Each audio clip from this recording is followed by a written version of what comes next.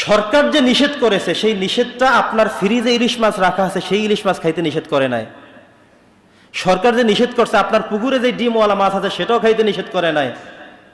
আপনার কাছে যদি নুন দেওয়া মাছ থাকে আরো কোনোভাবে থাকে এইটা নিষেধ করে নাই। নিষেধ করছেন কোনটা? সরকার, সরকারের আওতায় যে নদী আছে, নদীর তো মালিক আপনি আমি না, আপনি আমরা কেউ। এখানে বলতে পারেন হুজুর নদী তো আমাগো, না, এই কথা আপনার বলার সুযোগ নেই। নদীর মালিক আমরা কেউ না, এটা রাষ্ট্র, এটা সরকার, এটার মালিক সরকার। তো সরকার, সরকারের মালিকাধীন যেই নদী সেখান থেকে নিষেধ করছে, এখন এই কয়দিন মাছ ধরা বন্ধ, সে কল্যাণটা কিন্তু আমাদের জন্য। এখন যে লোকগুলো মাছ ধরে তারাও দেখবেন অন্ধকার রাতে চুরি করে মাছ ধরে বিক্রি করবে, দেখবেন বিভিন্ন উঠানে, বিভিন্ন বাজারে, পিছনের বাজারে, বিভিন্ন জায়গায় নিয়ে বিক্রি করে। আর যারা ক্রয় করে নেন তারাও চোরের মতো করে গুজিয়ে গুজিয়ে আসতে করে, এ ভাই কি কি, এ কিছু না। এরপরে খুললে দেখা যায় ইলিশ মাছ। আবার কিছু শক্তিশালী মানুষ এমন আছে, ক্ষমতা সম্পন্ন মানুষও এমন আছে, বিভিন্নভাবে ক্ষমতাশীল লোক তো আমাদের শহরে, দেশে, গ্রামে আছে।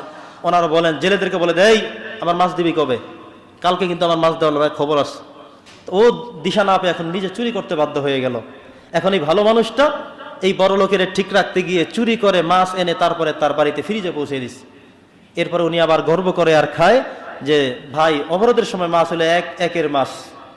এটা আপনার মনে রাখা উচিত। ধরছে চুরি করে, বিক্রি করছে চুরি করে, কিনছেন চুরি করে, অবৈধভাবে হয়েছে সবকিছু, এটা খাওয়া জায়েজ নাই।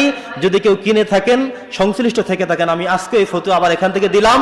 যদি এই ফতুয়ার কেউ দ্বিমত করতে চান তাহলে নামাজের পরে থাকেন, আর তার সাথে আমার কথা হবে ইনশাআল্লাহ।